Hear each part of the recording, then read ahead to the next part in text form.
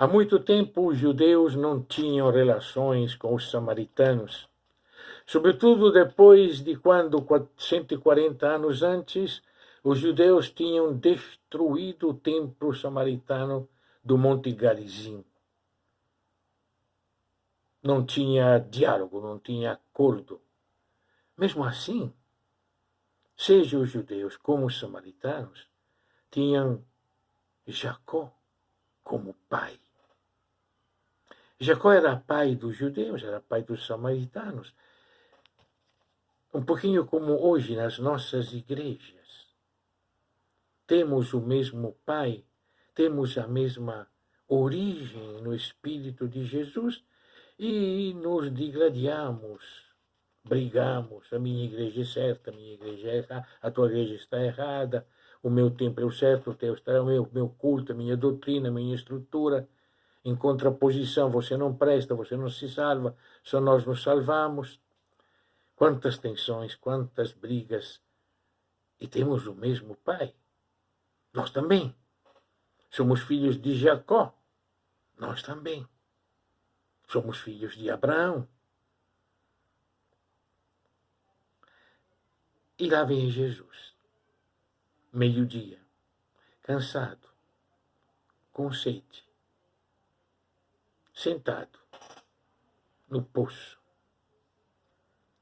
É interessante porque o Evangelho fala de fonte de Jacó, que depois alguém transformou em poço. Fonte é para todos. Fonte é dom de Deus. Poço é o controle da fonte. Poço é dizer isso aqui é nosso, isso aqui é meu. Quantos conflitos por causa dos poços são recordados nos textos bíblicos. Poço é controle, é propriedade, fonte é de todos. Chega uma mulher samaritana, me dá de beber. Gosto de lembrar que esta pergunta, me dá de beber, foi a mesma que o servo de Abraão fez a Rebeca para ver se ela podia ser mesmo a esposa de Isaque. E recordamos que Rebeca foi a mãe de Jacó. Foi a avó dos samaritanos e dos judeus. A mesma pergunta, me dá de beber, foi feita pelo profeta Elias em Sarepta, a uma viúva pagã. Não perguntou qual a fé, qual a religião, qual a igreja. Me dá de beber. É a coisa mais normal, mais comum. Jesus até dirá que basta dar um copo de água fresca para ganhar o reino. A mulher começa um diálogo que vai ser intenso, ríspido e algumas vezes irônico, sarcástico. Como tu és judeu, não sabe? E eu sou samaritana, como é que tu pede? Ela sabe que Jesus é um judeu. Mas Jesus acrescenta, se tu conhecesses o dom. E quem é que te fala, se tu me conhecesses de verdade, tu me pediria água. Como? Tu és maior do que o nosso pai Jacó? Não tem nem balde, como é que tu vai? O poço é fundo para a mulher, é poço. Ela tem controle, ela tem balde, ela pode juntar água. Jesus está lá, precisando de ajuda. Mas para Jesus é fonte, é surgente, é nascente de água viva. A água que eu te dou será em ti nascente de água viva. A mulher continua pensando em si. Diz, tá, então me dá desta água, que assim não vou ter mais sede, assim não vou mais precisar vir ao poço, trabalho pesado, duro, reservado às mulheres e aos servos. Pegar água, carregar água, oh, quanta realidade ligada à escassez de água no nosso país. Aqui na nossa pampa gaúcha, que está faltando água há 3 anos. no Nordeste, nos semiáridos. Vou deixar de ter que ir buscar água, me dá desta água. E Jesus desloca o assunto, obriga a pensar a outro. Traz aqui o teu homem. Mas eu não tenho homem. Falou direito, tu falou a verdade. Tiveste 5. Que tem agora não é teu. Os biblistas ainda hoje estão discutindo se estas palavras se referem à realidade pessoal de uma mulher que teve 5 maridos. Isso é bem complicado de imaginar no mundo daquela época, a não ser que fosse viúva 5 vezes, né? Como Sara, a mulher de Tobias, naquele apócrifo do livro de Tobias. Se são simbólicos os maridos, vamos deixar a solução a esta dúvida aos biblistas. Eu tenho as minhas hipóteses, tudo bem. Mas o importante é ter presente que Jesus leva a mulher a pensar afora dela. A mulher não aguenta isso. Vejo que tu és um profeta. Então diz, onde é que vamos adorar?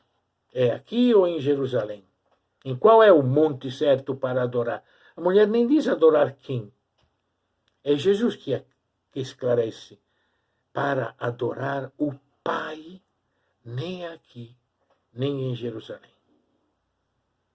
Em espírito e verdade. Não é um Deus que tem que ser adorado por cultos, por ritos, por leis, normas. É um Pai que deve ser adorado pelos filhos e pelas filhas em espírito e verdade. E o Espírito é Ele mesmo que dá. O Espírito é esta fonte de água viva e a verdade é deixar que essa água jorre dentro de nós e se espalhe. Só falta uma pergunta, então, para a mulher. Sabemos que vai chegar o Messias. Os samaritanos também esperavam o Messias, o Moisés redivivo. Ele vai nos evangelizar a todos. Eu sou. Pela primeira vez no Evangelho de João, Jesus diz estas palavras que vai repetir depois 24 vezes. Eu sou. É o nome de Deus. Se me perguntarem qual é o teu nome, o que é que vou responder, tu dirás, eu sou. Jesus se apresenta como o eu sou, como o Deus que se faz história. Eu sou que falo contigo. Não é o eu sou dos altos céus, não é eu sou fora da história, não é o eu sou da transcendência. Eu sou que falo contigo. A mulher corre, larga o vaso, corre e avisa os samaritanos. Eu vi um homem que me falou tudo o que eu fiz. Será que é ele mesmo, o Cristo? Em contraposição, em contraste, quase moldura disso, a atitude dos discípulos, que tinham ido embora no começo, deixando Jesus sozinho, quando foram buscar alguma coisa para comer, e agora voltam, estão vendo Jesus falando com uma mulher e ficam lá, sem coragem de perguntar para Jesus, mas já com muita desconfiança. Como é que ele está fazendo? O que é que ele quer com esta mulher? E quando Jesus faz de conta que não precisa comer, ele diz, mas será que eles murmuram entre si, nem falam com Jesus?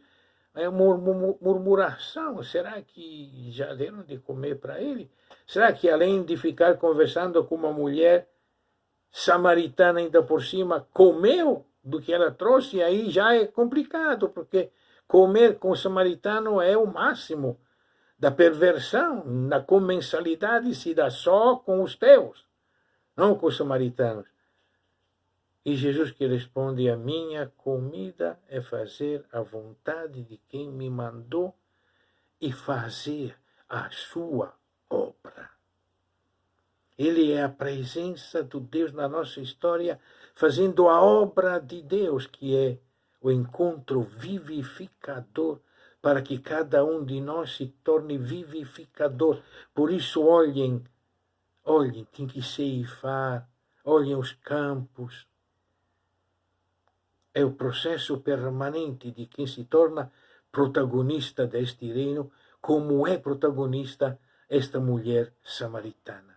Num contraste, no Evangelho de João, com aquilo que estava acontecendo com diversos projetos de igreja naquele fim do primeiro século. Lembremos uma carta onde se dizia claramente: a mulher aprenda em silêncio, com toda submissão. Não permito que a mulher ensine ou domine o homem, mas fique em silêncio. Estava lá na carta a Timóteo. A samaritana não ficou submetida, não ficou em silêncio, mesmo se quem estava ensinando era o próprio Jesus. E além de não ficar em silêncio, ela correu a anunciar aos homens, profetiza. E nossa igreja, com esses discípulos, olhando esses fatos e dizendo: será que é? Será que está certo? Sempre com um pé atrás, sempre com um pouco de desconfiança. Necessitamos de prudência, a tradição é assim, a mulher é melhor que fique calada. O Evangelho da Samaritana, neste tempo de Quaresma, nos ensina que quem tem que se converter são os discípulos. Jesus se converteu e dialogou com a samaritana. E se fez presença, que falava com a samaritana. A samaritana se converteu e foi correr a anunciar aos samaritanos. Os samaritanos se converteram. A dúvida fica só com os discípulos. Fica só conosco. Será que vamos nos converter a uma igreja aberta, sem distinções, sem censuras, sem barreiras, sem balaustras, sem biombos, sem degraus? A Quaresma nos leva a isso.